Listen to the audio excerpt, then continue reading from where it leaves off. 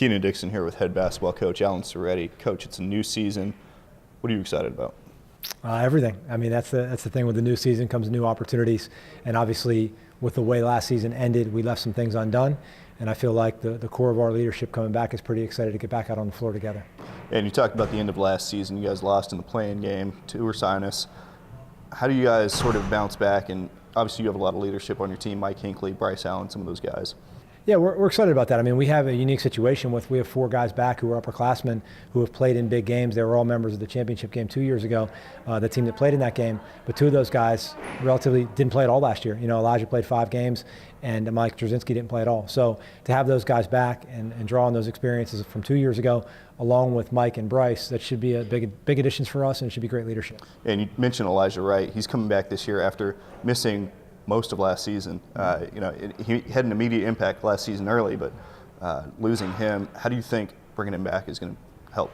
It's going to help tremendously. I mean, he missed 21 games, and not only does he bring back an ability, but he brings back an energy level that, at times last year we might have lacked, and he has an excitement about how he plays and a passion with which he practices and plays that I think makes everybody better, and then notwithstanding his ability. I mean, obviously he's a very good player as well. Absolutely, and you're bringing in 11 freshmen. How do you think that the youth impact the game that you guys are going to play? Growth. I mean, we're going to have an opportunity to get better every single practice, every single day. We've already seen through 10 practices, everything we're teaching is new. So, it's great to see them struggle and learn and push and fight, because when they match their ability with the experiences and the understanding of what we're trying to get done, they're going to be better in January and February than they are now. And you have your first conference game November 20th at home against Muhlenberg.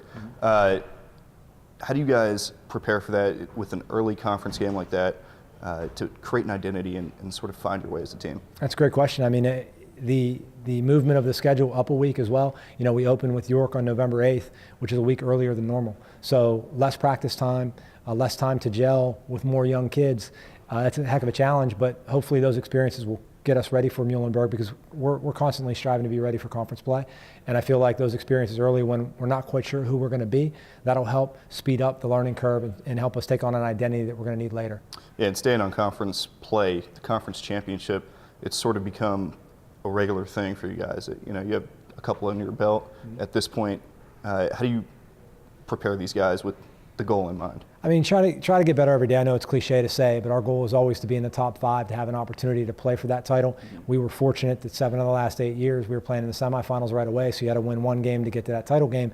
In 5 of those 8 years, we were able to make it into the title game. So, we haven't been back in 2 years, 3 years now. So these guys were freshmen or sophomores the last opportunity that we had. So a lot of our team don't understand that experience, and it's going to be day by day to get us back there. Absolutely. Well, good luck. We're excited. Thank you.